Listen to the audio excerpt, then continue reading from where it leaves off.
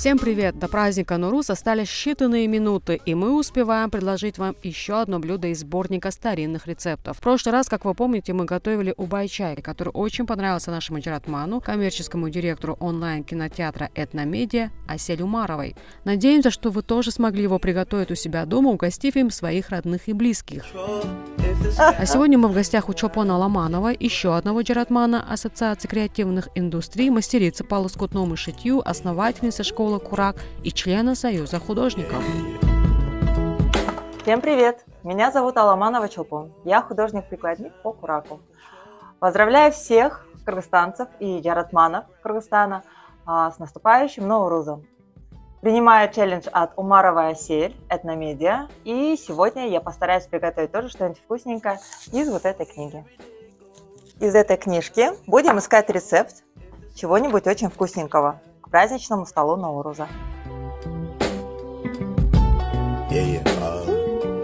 Смотрите, джансак. Что мне понравилось, это ингредиенты. Топленое масло 200 грамм, грецкие орехи 300 грамм и мед. Это все то, что я очень люблю. Мне подходит. И как раз эти ингредиенты у меня есть, и мы сможем сразу их приготовить. А завтра, встречаясь со своими учениками, я угощу их этой вкуснятиной.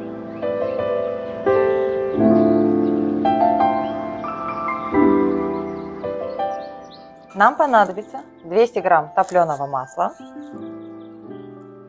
300 грамм грецких орехов, очищенных,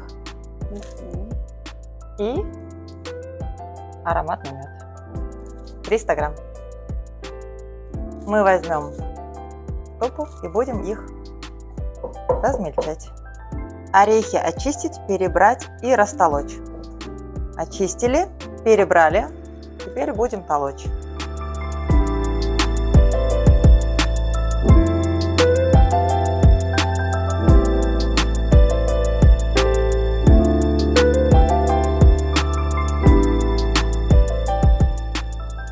Сколько лет вы в этом креативном бизнесе? Почему вы решили именно заняться этим видом?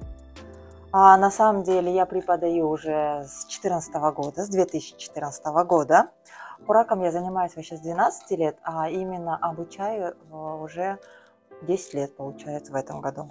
Ого, у меня юбилей! Почему я пришла? В моей жизни был определенный такой период, когда я стояла на распутье, чем мне заниматься. И тогда я задала себе вопрос, что я люблю делать, чем бы я хотела заниматься, вот, если бы мне вообще ничего не надо было делать.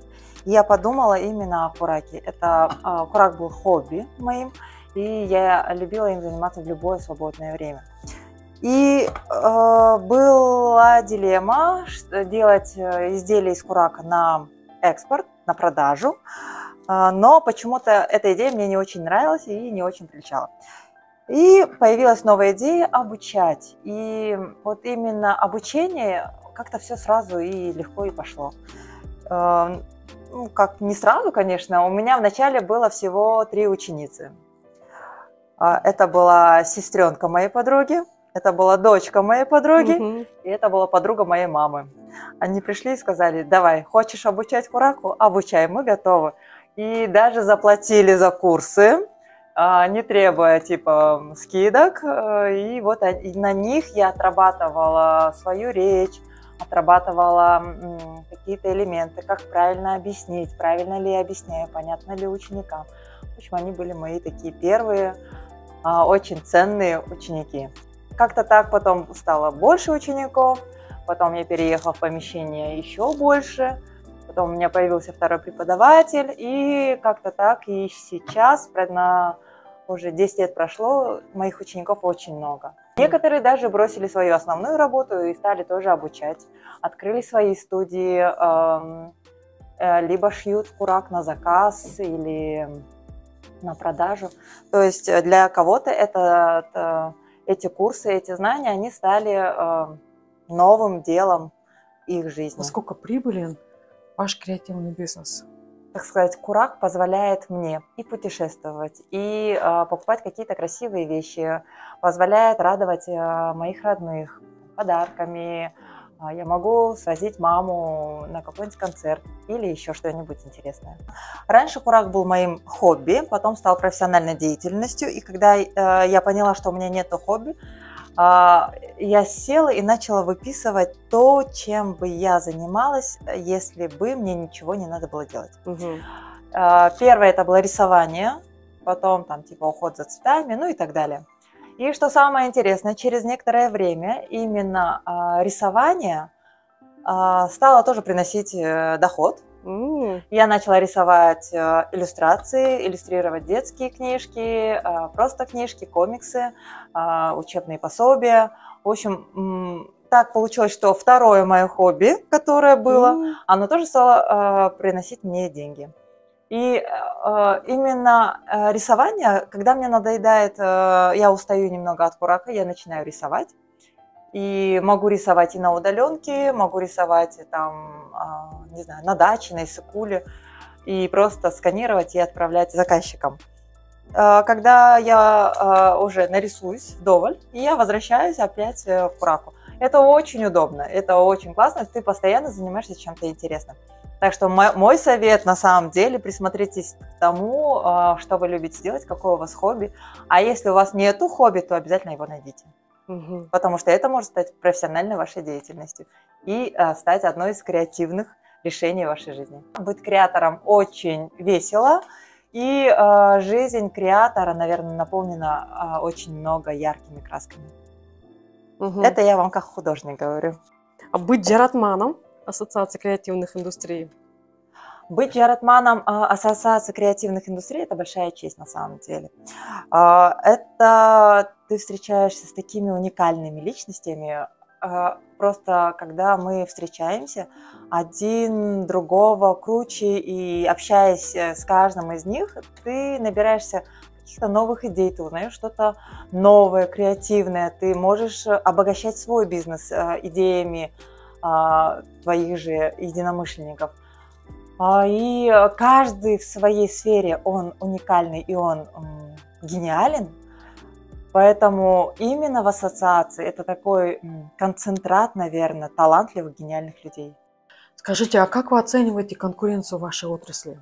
На каждую идею, которой я поделилась, которой я обучила, Бог дает мне еще 100, наверное, сверху.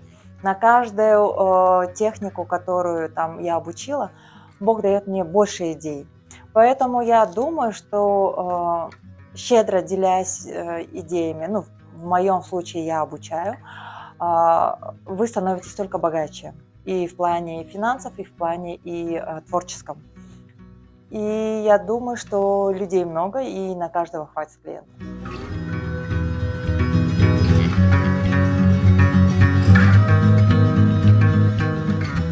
Творчество, оно очень энергозатратно, а именно это лучшее средство поднятия своей энергии.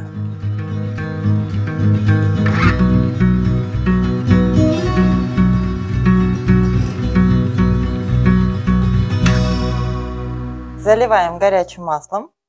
Топленым, да? Топленым.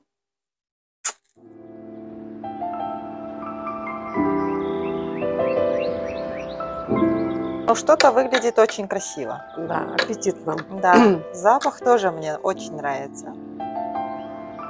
Думаешь, остыло?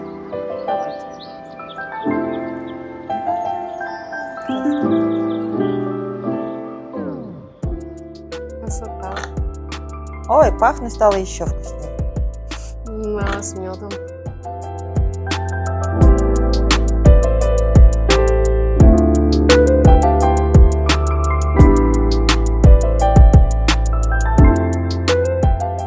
Загадываем желание. Да, кстати, да. Перед Первый Новым раз, годом, да. первый раз пробуем.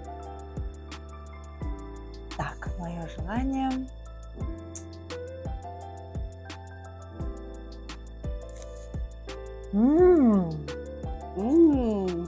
Ты должна это попробовать. Это как будто ешь какой-то вкусный торт, но без глютена. Шикарно. Реально как торт, да? Очень вкусно. Просто потрясающе. Попробуй.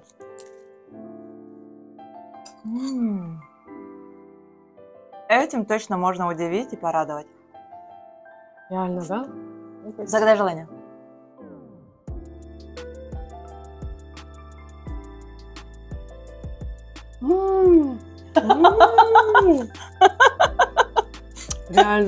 Реально как торт. Мгм. Классно. Там, по-моему, написано было, какие-то формочки заливали. Да-да-да. Да. Чтобы они вот так, да? Да. Дозировано было. Дозировано и подавать именно как конфетки. Шикарные конфеты, которые не испортят ваше здоровье, а сохранят ваше здоровье. Очень полезно для детей будет потом. Потрясающе. Пойду ставить чай.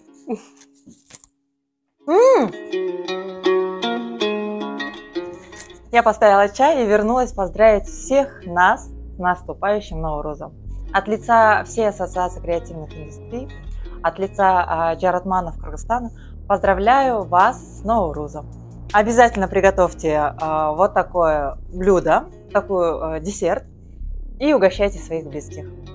Всех обнимаю, всех обнимаю. Желаем вам здоровья, любви, успеха и процветания в новом году. Наслаждайтесь прекрасной весной. Пусть ваше сердце будет полно радости и любви, а ваш дом наполнен уютом и теплом. До скорой встречи!